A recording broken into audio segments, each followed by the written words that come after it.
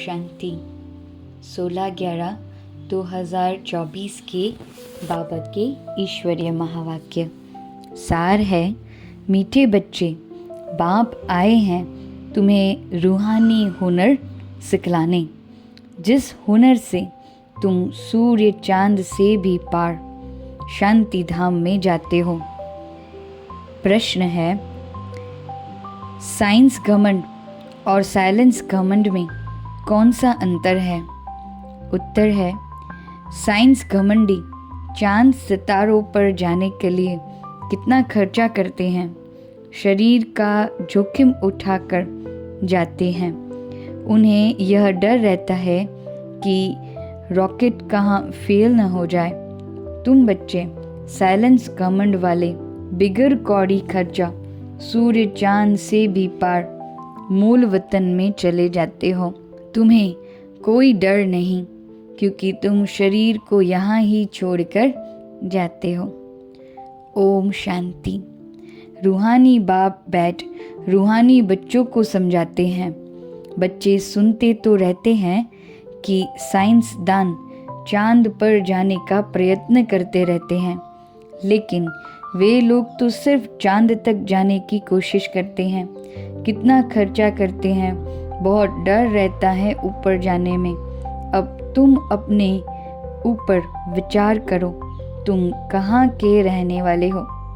वह तो चंद्रमा की तरफ जाते हैं, तुम तो सूर्य चांद से भी पार जाते हो, एकदम मूल वतन में। वो लोग तो ऊपर जाते हैं तो उनको बहुत पैसा मिलते हैं, ऊपर में चक्र लगा कर आते तो उन्हों को लाखों सौगातें मिलती हैं। शरीर का जोखिम रिस्क उठा कर जाते हैं। वह हैं साइंस घमंडी। तुम्हारे पास है साइलेंस का घमंड। तुम जानते हो, हम आत्मा अपने शांति धाम ब्रह्मांड में जाते हैं। आत्मा ही सब कुछ करती है। उन्हों की भी आत्मा शरीर के साथ ऊपर में जाती हैं। बड़ा खौफनाक है, डरते भी हैं। ऊपर से गिरे तो जान खत्म हो जाएगी। वह सब है जिस्मानी हुनर। तुमको बाप रूहानी हुनर कला सिखलाते हैं। इस हुनर सीखने से तुमको कितनी बड़ी प्राइज़ मिलती हैं। 21 जन्मों की प्राइज़ मिलती हैं। नंबरवार प्रसारित अनुसार आजकल गवर्नमेंट लॉटरी भी निकालती है ना। यह बाप तुमको प्राइज़ देते हैं और क्या सिखलाते हैं? तुमको बिल्कुल ऊपर ले जाते हैं, जहाँ तुम्हारा घर है। अभी तुमको याद आता है ना कि हमारा घर कहाँ है और राजधानी जो गवाई है वह कहाँ है। रावण ने छीन लिया। अब फिर से हम अपने असली घर में जाते हैं और राजाई भी पाते हैं। धाम हमारा घर है, यह कोई को पता नहीं है। अब तुम बच्चों को सिखलाने के लिए देखो, बाप कहाँ से आते हैं, कितना दूर से आते हैं। आत्मा भी रॉकेट है। वह कोशिश करते हैं ऊपर जाकर देखें चंद्रमा में क्या है, स्टार्स में क्या है। तुम बच्चे जानते हो, यह तो इस मांडवे की बत्तियां हैं। जैसे मांडवे में बिजलियां लगाते हैं, म्यूजियम में भी तुम बत्तियों की लड़ियां लगाते हो ना। यह फिर है बेहद की दुनिया। इसमें यह सूर्य चांद सारे रोशनी देने वाले हैं। मनुष्य फिर समझते हैं सूर्य चांद यह देवताएं हैं, परंतु यह देवता तो है नहीं। अभी तुम समझते हो बाप कैसे आकर हमको मनुष्य से देवता बनाते हैं। यह ज्ञान सूर्य, ज्ञान चंद्रमा और ज्ञान लकी सितारे हैं। ज्ञान से ही तुम बच्चों की सदगति हो रही है। तुम कितना दूर जाते हो, बाप ने ही घर का रास्ता बताया है। सिवाय बाप के कोई भी वापस अपने घर जा नहीं सकते। बाप जब आकर शिक्षा देते हैं तब तुम जानते हो, यह भी समझते हैं हम आत्मा पवित्र बनेंगे। तब ही अपने घर जा सकेंगे। फिर या तो योग बल से या सजाओ के बल से पावन बनना है। बाप तो समझाते रहते हैं, जितना बाप को याद करेंगे उतना तुम पावन बनेंगे। याद नहीं करेंगे तो पतित ही रह जाएंगे। फिर बहुत सजा खानी पड़ेगी और पद भी भ्रष्ट हो जाएगा। बाप खुद बैठ तुमको समझाते हैं, तुम ऐसे ऐसे घर जा सकते हो। ब्रह्मांड क्या है, सूक्ष्म वतन क्या है, कुछ भी पता नहीं। स्टूडेंट पहले थोड़ी कुछ जानते हैं, जब पढ़ना शुरू करते हैं तो फिर नॉलेज मिलती है। नॉलेज भी कोई छोटी कोई बड़ी होती है। ICS का इम्तिहान दिया तो फिर कहेंगे नॉलेजफुल, इससे ऊंच नॉलेज कुछ होती नहीं। अब तुम भी कितना ऊंच नॉलेज सीखते हो। बाप तुमको पवित्र बनने की युक्ति बताते हैं कि बच्चों मामेकम याद करो तो तुम पतित से पावन बनेंगे।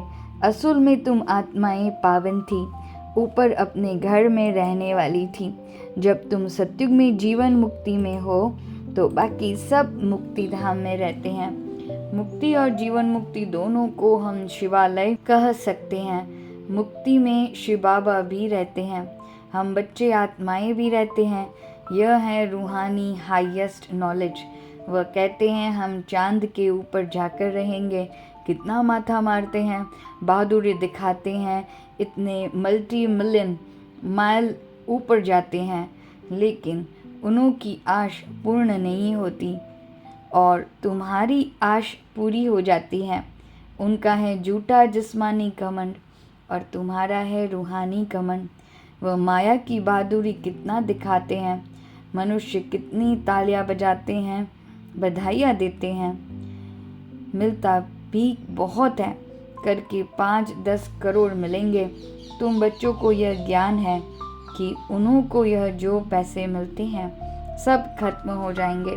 बाकी थोड़े दिन ही समझो, आज क्या है कल क्या होगा। आज तुम नरकवासी हो, कल स्वर्गवासी बन जाएंगे।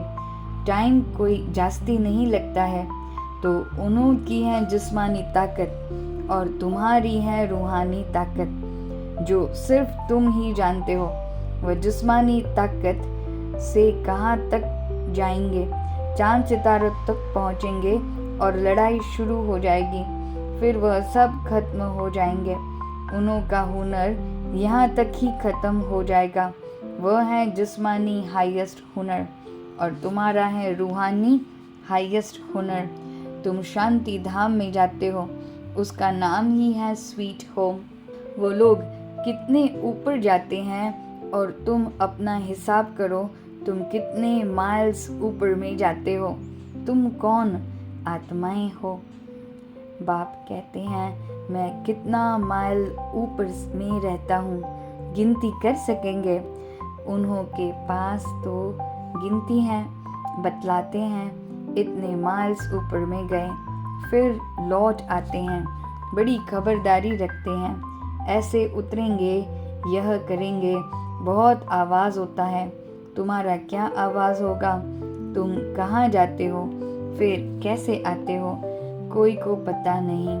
तुमको क्या प्राइज़ मिलती हैं, यह भी तुम ही जानो।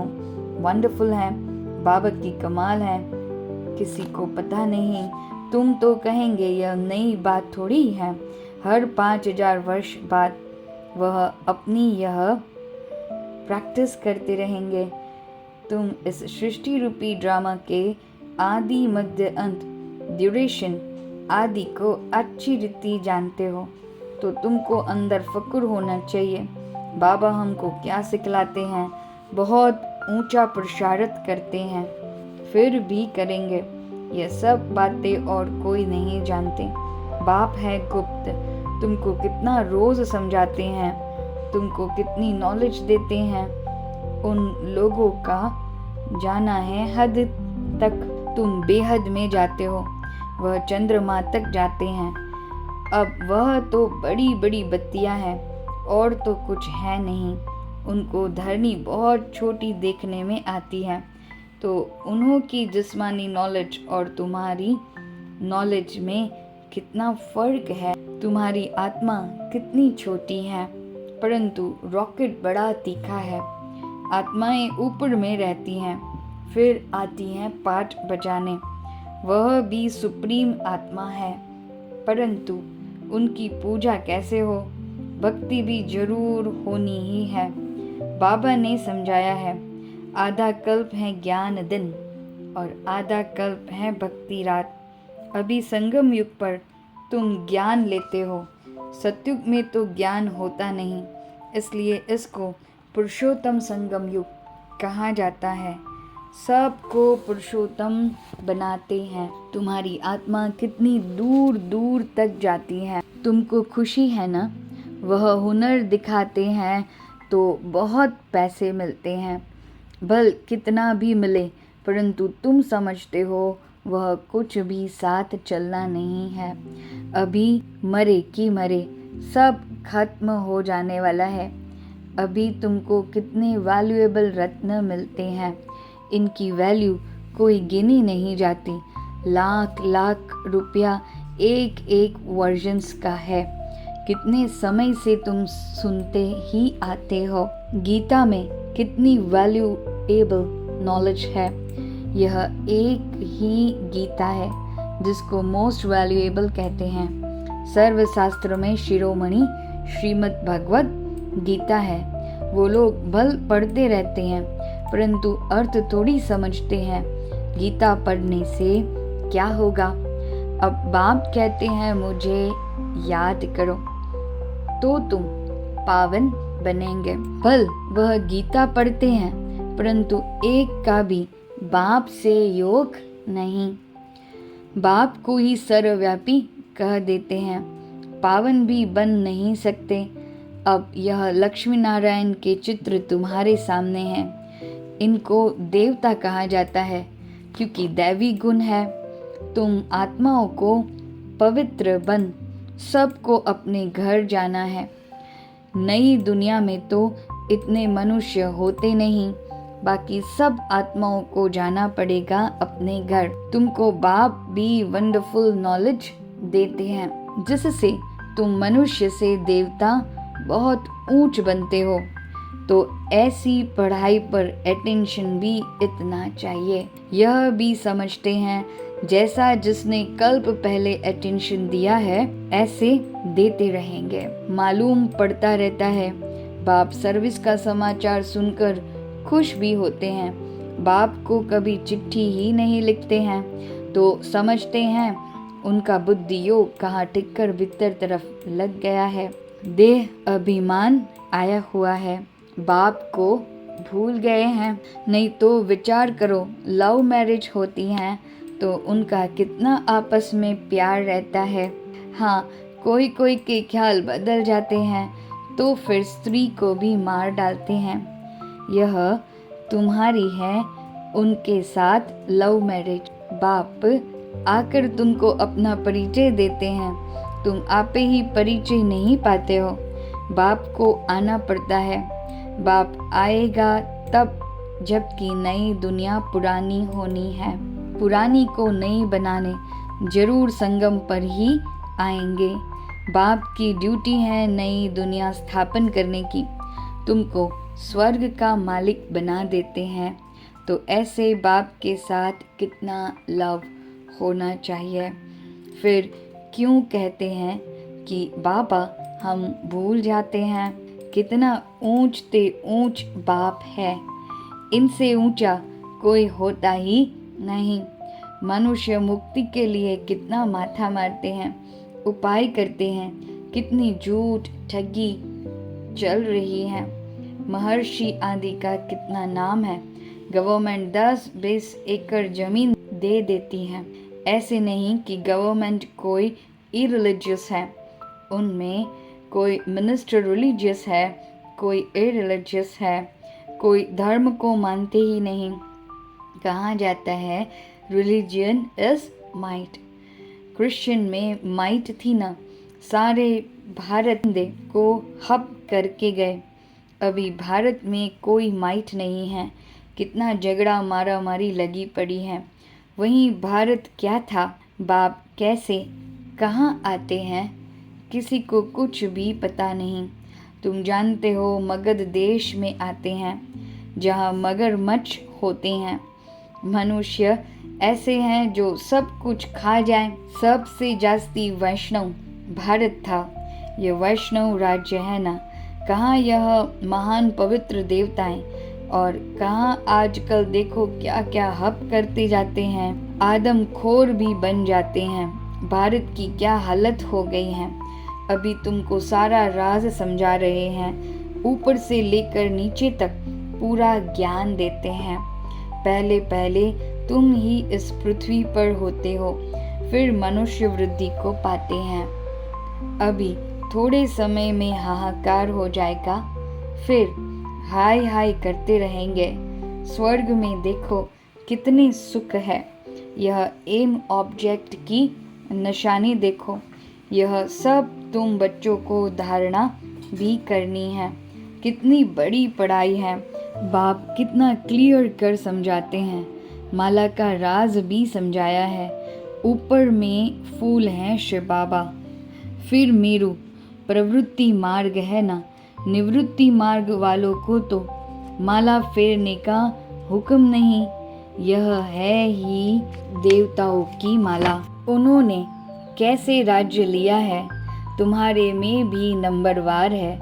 कोई कोई है जो बेधड़क हो किसी को भी समझाते हैं। आओ तो हम आपको ऐसे बात बताएं जो और कोई बता ही नहीं सकते, शिवाय शिव बाबा के और कोई जानते ही नहीं। उन्होंने यह राजयोग किसने सिखाया? बहुत रसीला बैठ समझाना चाहिए। यह 84 जन्म कैसे लेते, देवता, क्षत्रिय, वैश्य, शूद्र, बाप कितनी सहज नॉलेज बताते हैं। और पवित्र भी बनना है, तब ही ऊंच पद पाएंगे।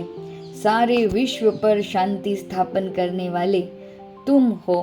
बाप तुमको राज्य भाग्य देते हैं। दाता है ना, वह कुछ लेता नहीं है। तुम्हारी पढ़ाई की यह है प्राइज।